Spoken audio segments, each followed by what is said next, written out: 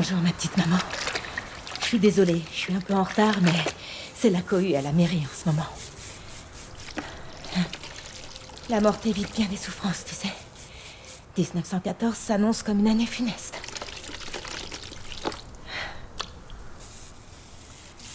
Jaurès est mort samedi dernier. Et nous avons reçu l'ordre de mobilisation générale dès le lendemain. Ça me prend aux tripes d'imaginer que Marcel et Ferdinand vont bientôt se retrouver au front. Comme j'ai l'impression d'être dans tes souliers tout à coup. Tu as dû avoir tellement peur pour papa et François en 1870. Oh, d'ailleurs, François s'excuse de ne pas être là comme prévu. Traverser l'Atlantique est une vraie gageure avec la guerre qui menace. Mais il m'a envoyé une lettre pour toi. Je vais te la lire. Ça te fera sûrement autant de bien qu'à moi. Ma chère maman, si tu voyais les immeubles qu'ils sont capables de construire en Amérique, tu n'en croirais pas tes yeux. Des monstres d'acier tellement hauts qu'ici, on les appelle des gratte-ciel. Je suis là, Juliette, sur la tombe de ta grand-mère. Monsieur le maire te demande.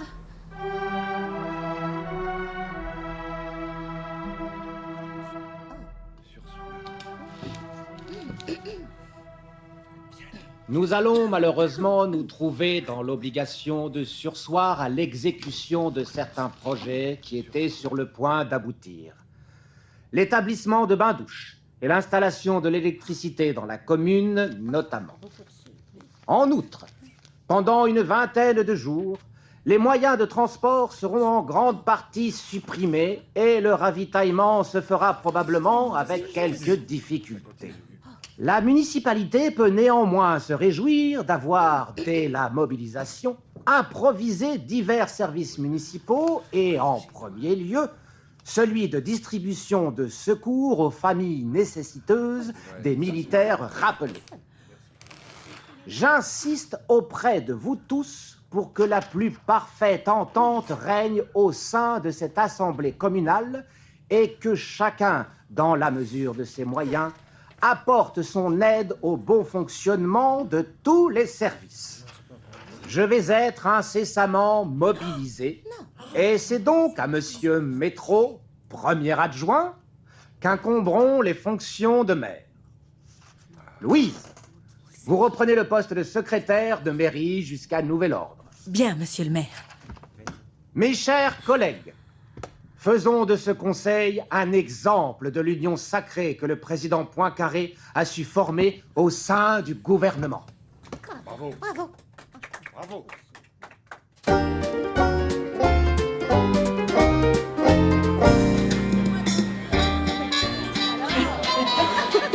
Allez, levez le verre à l'avancement de maman. Bravo. Bravo, ma chérie. Oh, ne faites pas les andouilles. On n'est pas là pour me célébrer, mais pour profiter de Marcel et Ferdinand avant qu'ils ne rejoignent leur lieu d'affectation. Votre mère a toujours été modeste. Léon! Mais maman, papa a raison. Même si tu as eu ce poste dans de fâcheuses circonstances, tu le mérites. Oui, Le absolument. conseil municipal s'en rendra vite compte. Hein. Ou bien le secrétaire ne reviendra pas du front et ce sera réglé. Merci pour l'ambiance, Marcel. Bien sûr qu'il reviendra. Et vous deux aussi. Évidemment, après avoir bien rendu aux Allemands la monnaie de leur pièce. On aurait quand même pu trouver un moyen de le faire. En évitant la guerre. Ah ouais? Et comment? En leur demandant gentiment de nous rendre l'Alsace et la Lorraine? Non, non, pop, pop, pop, pop. Allez, on va aller danser plutôt que de parler politique. Allez, Léon. Allez, allons-y. Allez. Juliette, Marcel, venez, allez. Oui. Tiens, mon père.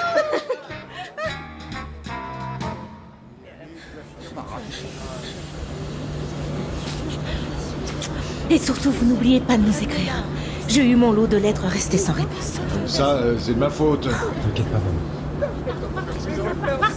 Vous êtes là, mais j'ai eu un mal fou à vous trouver avec tout ce monde. Oui, il y a de plus en plus de trains depuis que la gare du Plan a été raccordée au réseau militaire. Tenez, j'ai récupéré de quoi vous sustenter durant le voyage. Mais dépêche-toi, le train s'en va. Café, la chocolat, bouillon, portion de viande, sandwich, pain et un peu de tabac pour faire passer tout ça. Eh, vous avez de la veine que votre sœur appartienne au comité de ravitaillement, non? Au revoir, les enfants. Au revoir. Au revoir. Au revoir, les enfants. Au revoir. Ça va aller, maman. Oui, oui, bien sûr que ça va aller. Allez, viens. Le comité de ravitaillement nous attend. Il faut pas décevoir les soldats qui entendent parler de nous d'un bout à l'autre de la Grande Ceinture.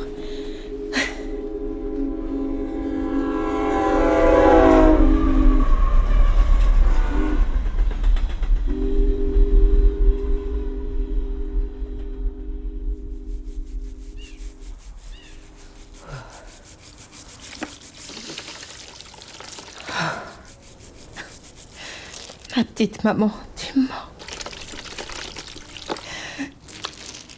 Ça fait 1 an et demi que je vis au rythme des lettres de Marcel et Ferdinand.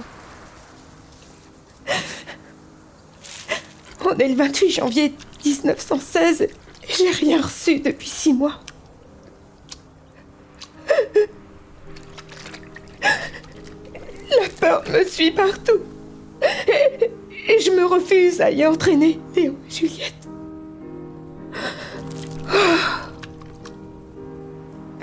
J'aimerais tant que tu me conseilles pour survivre à cette attente.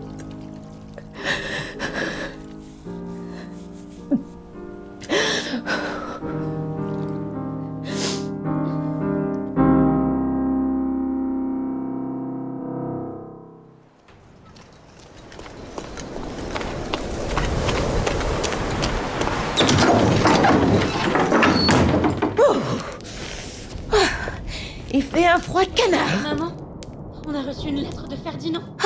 On t'attendait pour l'ouvrir. Tiens, lis-la nous.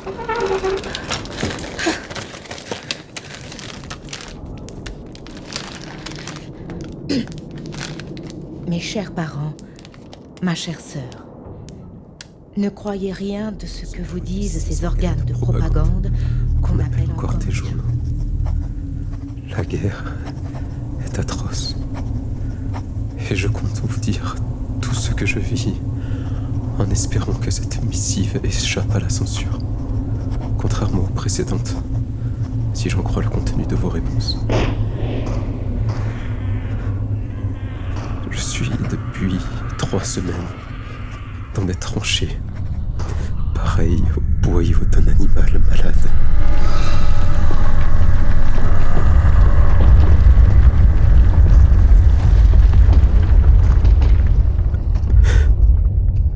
Cadavres s'y accumulent, réduits par l'hiver qui fige le sang des plaies en d'effroyables marbrures.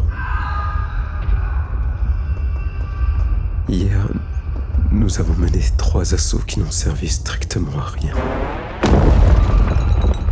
La moitié de ma compagnie a laissé sa vie, baïonnette au canon, pour conquérir des tranchées que les Boches ont reprises avant la tombée de la nuit.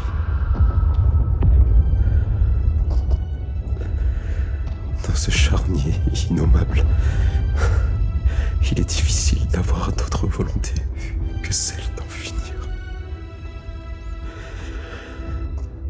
Heureusement, je m'accroche à l'espoir de revoir vos visages souriants et familiers qui effaceraient instantanément les souvenirs qui me hantent.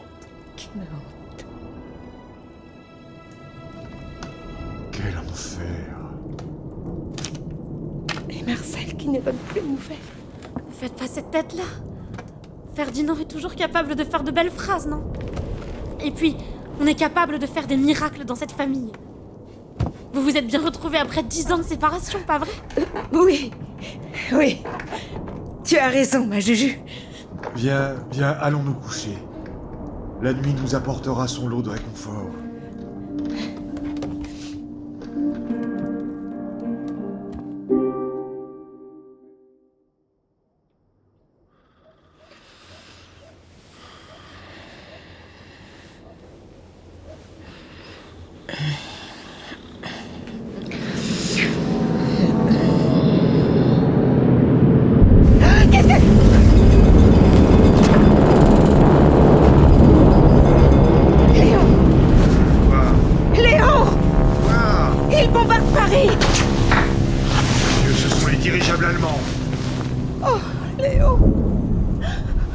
Insupportable.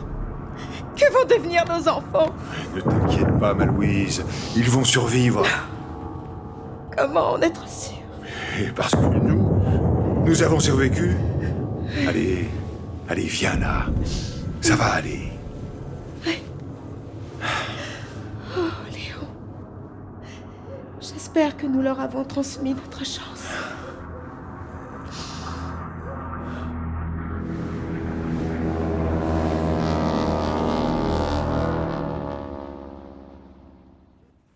Monsieur le ministre, je vous laisse la parole. Merci pour cette belle présentation, Madame la directrice. Je dois ajouter qu'en ce mois d'avril 1916, c'est un véritable honneur que le président Poincaré, répondant à son devoir de chef élu de la nation, vienne visiter l'hôpital F-120, installé ici même, dans l'ancien couvent des sœurs de Saint-Vincent-de-Paul, grâce au formidable élan de l'Union des femmes de France. Monsieur le Président, si vous le voulez bien. Monsieur le ministre, allons-y.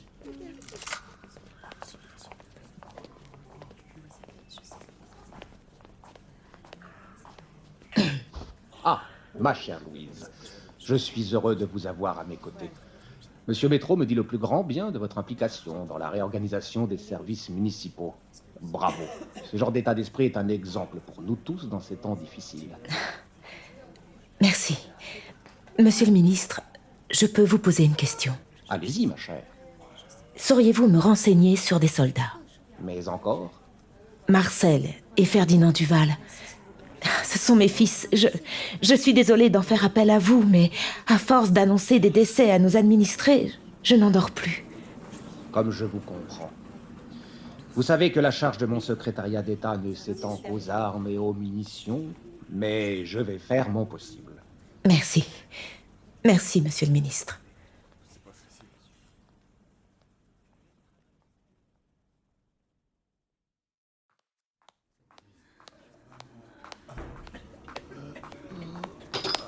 Voilà. C'est terminé, capitaine. Monsieur? Maman, la visite est terminée? Oui, le président vient de partir. J'ai fini moi aussi. Viens. Je repasse tout à l'heure, capitaine. Pauvre homme. Il en arrive de plus en plus. Les obus allemands leur ont volé leur beauté. Ici, on les appelle des gueules cassées. Pourquoi tu me fais ces yeux? Pour rien. C'est juste que tu m'impressionnes. Tu as vraiment un courage sans faille. J'ai été à bonne école. Mais c'est vrai, maman. C'est toi qui m'as appris qu'une femme était capable de tout. Sans ça, jamais j'aurais osé devenir infirmière. Et qui sait, peut-être qu'un jour, c'est moi qui dirigerai l'Union des femmes de France. J'en suis certaine, ma Juju.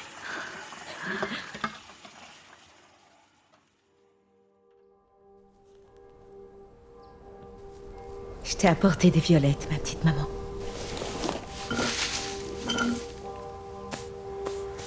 T'aimais tant que nous allions les cueillir toutes les deux.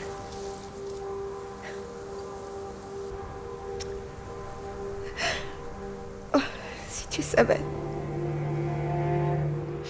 Les Allemands sont aux portes de Paris. Nous passerons peut-être l'été 1918 sous les bannières ennemies. Leur artillerie bombarde la capitale comme elle avait bombardé Champigny. Je nous revois toutes les deux fuyant main dans la main.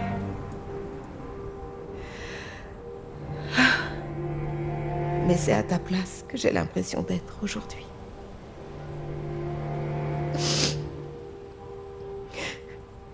Donne-moi la force d'espérer encore, ma petite maman. Donne-moi la force.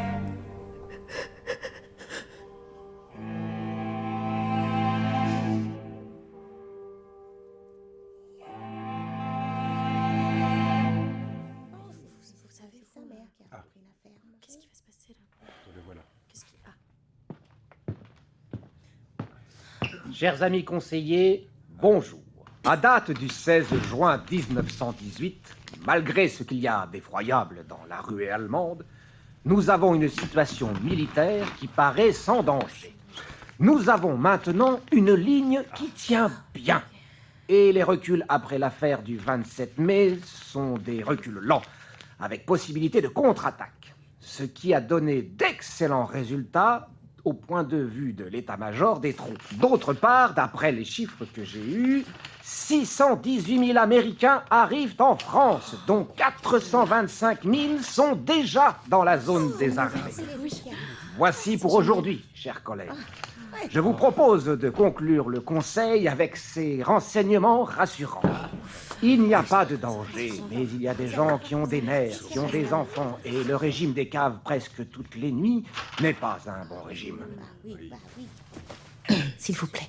Ah, Louise, mettons-nous à l'écart si vous le voulez bien.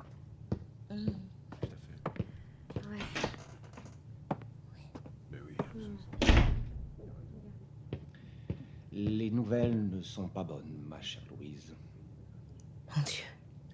Asseyez-vous.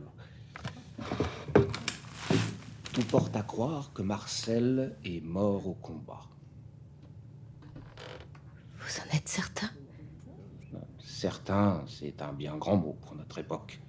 On ne le saura qu'à la restitution du corps. Mais les renseignements qui m'ont été fournis viennent d'un camarade de votre fils qui l'aurait vu tomber. Mon petit Marcel. Toutes mes condoléances, ma chère Louise. Et Ferdinand, mon fils aîné?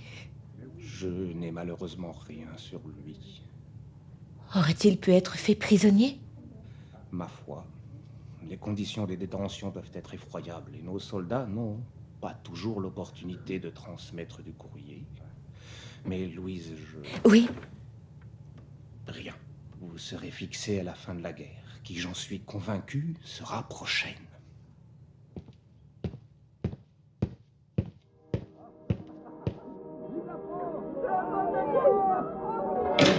Maman, papa, c'est l'armistice, on a gagné! Pas cette tête! La guerre est finie! La France est vengée! Ça ne nous rendra pas les 2 fils que la guerre nous a pris. Un fils, Léon. Ne cesse pas de croire au retour de Ferdinand. Mais maman, papa, notre chagrin ne les ramènera pas. Allons faire la fête en leur honneur et peut-être que le regret d'être parti trop tôt les fera revenir. Ah, maman, j'aime mieux ça. Oh, j'ai l'impression d'entendre ce que je disais à ma mère pour la réconforter. Allez, tu as gagné. Viens, Léon. Sortons au moins prendre l'air. Allons-y.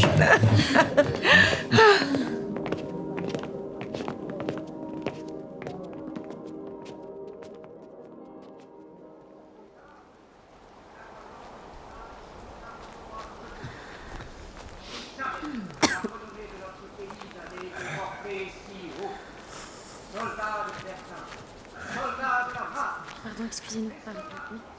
Oui, on est tous les trois. Ma petite maman. Ça fait 3 semaines que la guerre est terminée et il me semble bien que ce soit pour de bon.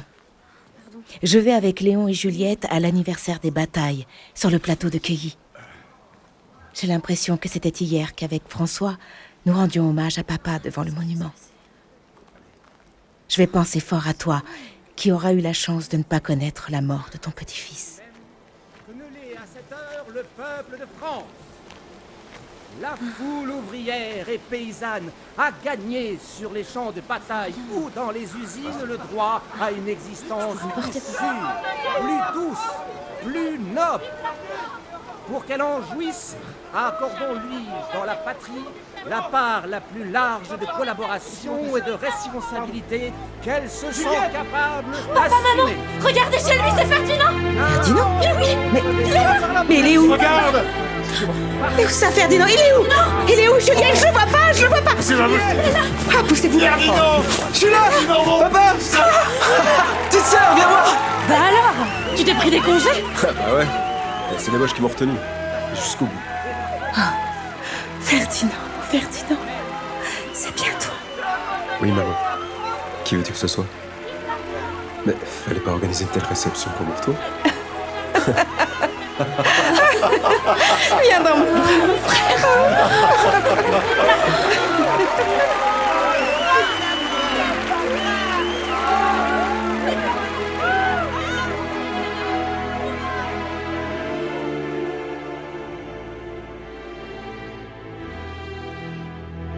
C'était 1914-1918, la Grande Guerre des Campinois, un podcast de la mairie de Champigny-sur-Marne, écrit par Cyril Legray, réalisé par Nathalie Bernas et produit par Bababam.